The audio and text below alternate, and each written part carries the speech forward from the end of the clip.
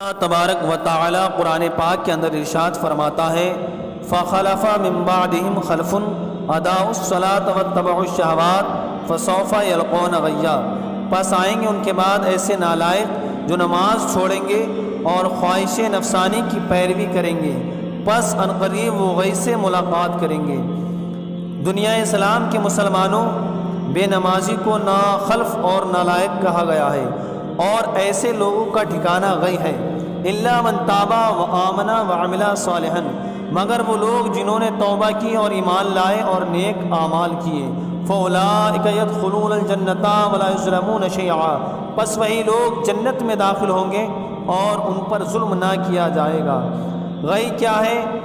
غی جہنم کی ایک وادی ہے جس کی گہرائی اور گرمی سب سے زیادہ ہے۔ اس وادی میں ایک کنواں ہے۔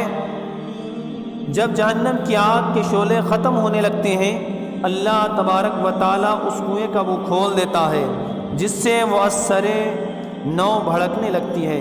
اللہ تعالیٰ فرماتا ہے کلما خبت زدناہم سعیرا، جب وہ بجھنے پر آئے گی تو ہم انہیں اور بھڑک میں زیادہ کریں گے۔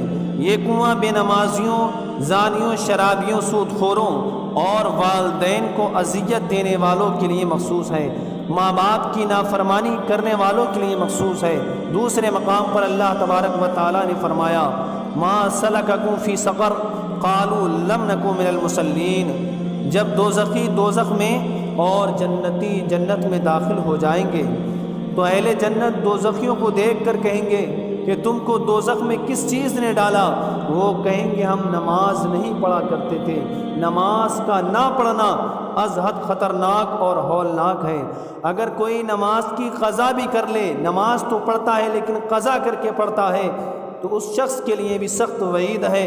رب تعالیٰ ارشاد فرماتا ہے فویل للمصلین الذین هم عن صلاتهم ساہون، ان نمازیوں کے لیے ویل ہے جو اپنی نمازوں سے غافل ہیں۔ ویل کے معنی تباہی اور بربادی کے ہیں، یعنی نماز سے غفلت برتنے والے کے لیے تباہی اور بربادی ہے۔ جہنم میں ایک ایسی وادی ہے جس کی سختی سے خود جہنم بھی توبہ کرتی ہے، اس سخت وادی کا نام ویل ہے۔ جان بوجھ کر نماز قضا کرنے والوں کے لیے یہی ٹھکانہ ہے۔ برادران اسلام، حضرت معاذ بن جبل رضی اللہ تعالیٰ عنہ فرماتے ہیں کہ مجھے محمد الرسول اللہ صلی اللہ تعالیٰ علیہ وسلم نے 10 باتوں کی وصیت فرمایا کہ اے معاذ، اللہ کے ساتھ کسی کو شریک مت ٹھہرانا، اگرچہ تو قتل کر دیا جائے یا جلا دیا جائے۔ والدین کی حکم عدولی نہ کرنا، اگرچہ تجھے وہ اہل و عیال سے نکل جانے کا حکم دے دیں۔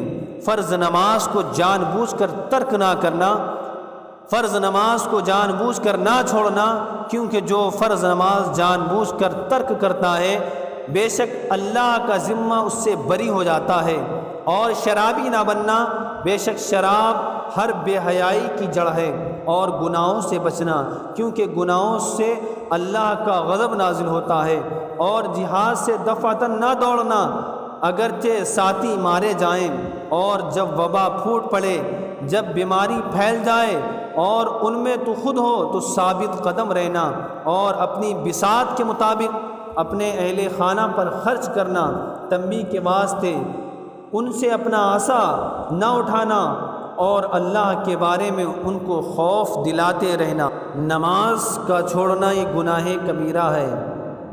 پیارے آقا صلی اللہ علیہ وسلم نے ارشاد فرمایا جس نے نماز کی حفاظت کی وہ نماز اس کے لیے نور ہوگی، برہان ہوگی، اور قیامت کے دن نجات ہوگی۔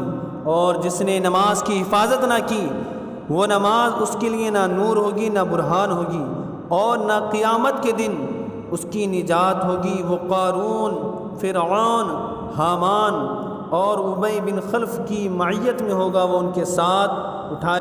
برادران اسلام، بے نمازی سے شیطان بھی بھاگتا ہے۔ تفسیر سورہ فاتحہ میں ہے ایک شخص جنگل میں جا رہا تھا، راستے میں شیطان اس کا ہم سفر ہوا۔ ایک دن اس شخص نے نماز فجر، ظہر، عصر، مغرب اور عشاء نہ پڑھی۔ جب سونے کا وقت آیا اور اس نے سونے کا ارادہ کیا، شیطان اس سے بھاگا۔ اس شخص نے کہا مجھ سے کیوں بھاگتا ہے؟ شیطان نے کہا پوری عمر میں مجھ سے اللہ تبارک و تعالیٰ کی ایک نافرمانی ہوئی، پس میں ملعون ٹھہرا، اور تو نے آج کے دن 5 مرتبہ نافرمانی کی، پس مجھے خوف خدا ہے کہ وہ تیرے گناہوں کے سبب تیرے ہمراہ مجھ پر بھی قہر و غضب نازل کرے۔ نماز کے بارے میں برادران اسلام، پیارے آقا صلی اللہ تعالیٰ علیہ وسلم نے فرمایا کہ جس نے نماز کو قائم رکھا اس نے دین کو قائم رکھا، اور جس نے نماز کو چھوڑ دیا اس نے اپنے دین کو ڈھا دیا، اپنے دین کی بنیاد کو اس نے اکھیڑ دیا۔ برادران اسلام، نماز یہ سب سے پہلے قیامت کے دن جو سوال کیا جائے گا